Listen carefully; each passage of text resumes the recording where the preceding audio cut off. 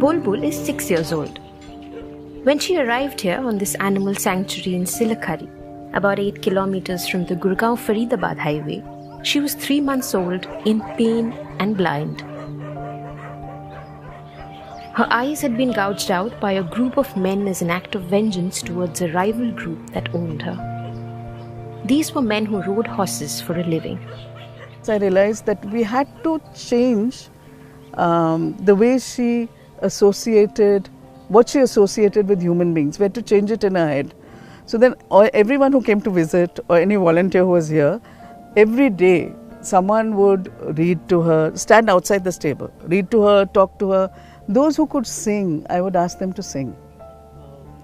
And after about 4 or 5 months, she started coming outside. And then after 6 months, she allowed us to touch her, she allowed anyone to go in, and then we allowed her out. And now she's all over the place. Bulbul's is only one of the hundreds of cases that Anjali Gopalan will tell you about when you ask her to share stories of a family of 800 odd animals and birds.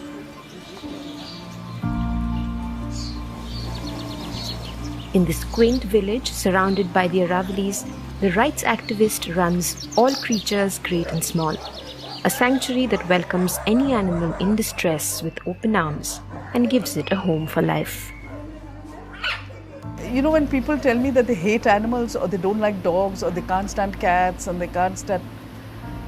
You don't know what you're missing. You really don't know what you're missing, the unconditional love. This is one relationship, let me tell you, that is not transactional. Absolutely not transactional.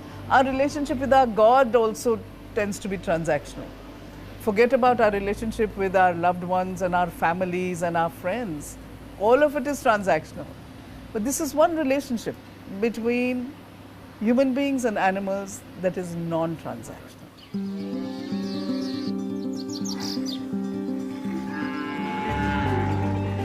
A leading name in human and animal rights, known particularly for her pioneering work in HIV/AIDS and LGBTQ rights in India, building a rescue shelter wasn't part of the plan for Gopalan. But as it happened, a shelter that was meant to take care of 55 dogs originally, today is teeming with small and large animals and birds.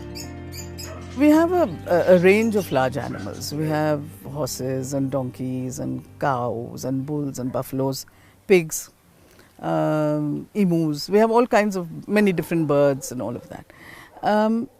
You know, the animals who have come to us are either accident cases.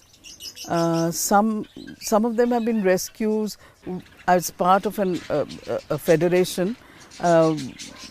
We had closed down a illegal circus. So some of the dogs and the horses came from there. So, of course, some horses were abandoned and we got them full of wounds and, you know, things like that. While Bulbul was a wounded and abandoned case, one of the worst exploitation of horses in India, as Gopalan will tell you, takes place at weddings, where the groom is expected to arrive on horseback. After fighting a case successfully to close down illegal circuses, Gopalan is now planning to start a campaign to question this culturally ingrained tradition that people tend to follow blindly.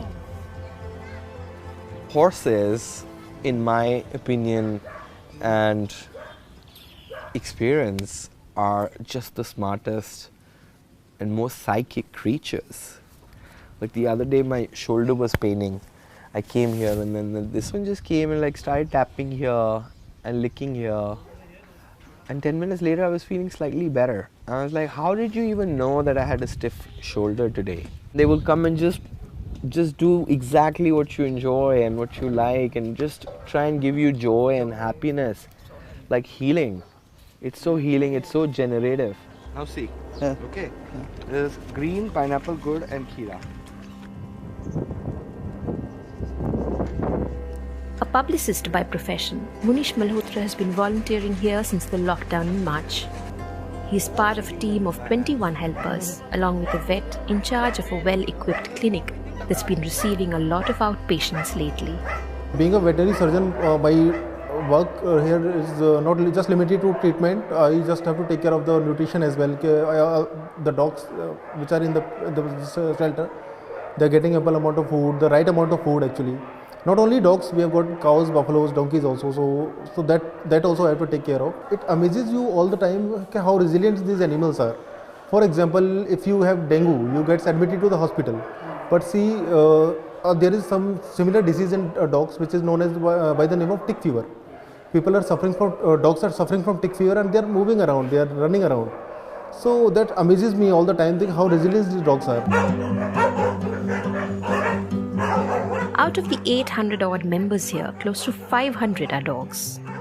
This is not surprising, not just because India has the highest population of street dogs in the world, estimated at around 35 million, but also because of poorly implemented animal birth control program, under which they are supposed to be caught, sterilized and dropped back to where they had been picked from.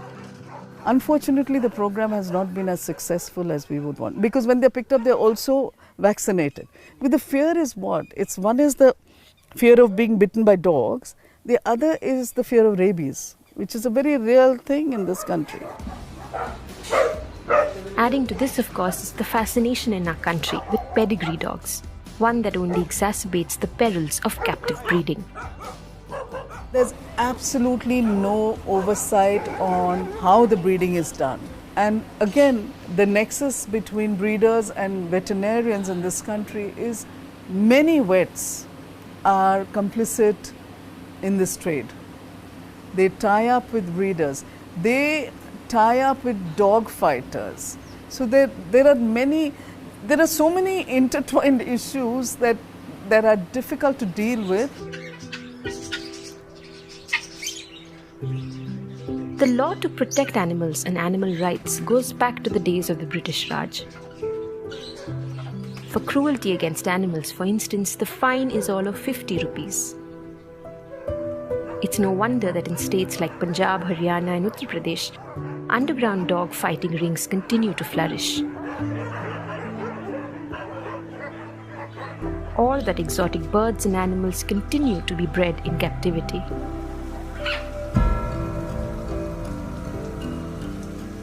In the case of emus, these birds that are not native to India had been brought down from Australia to promote emu farming as a partnership project between both governments, a trend that never really took off.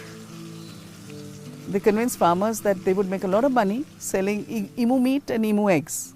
Okay. So emu meat and emu eggs did not become popular. And emus are huge eaters. Okay.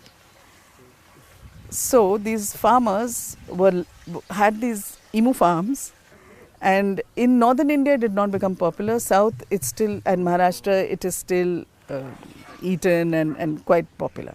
But up north it wasn't. So all they did was that they let the emus out. So many obviously died, and the few that we managed to get, they were injured with dog bites and all. So we found them at some toll somewhere and some highway somewhere, and that's how they've come to us. Initially bootstrapped with her personal savings and an investment from her father, All Creatures Great and Small today primarily relies on donors for its funding. To keep up with its increasing needs, the farm is on its way to turning green. A plan that Anjali confesses has been long in the making. I think COVID is a consequence of the way we've dealt with the environment, what we have done to the environment, what we have done to animals. We are bearing the consequences of that today. In many ways, I think all of us, humanity, we really need to start thinking about these issues very carefully, and each one of us can do our bit.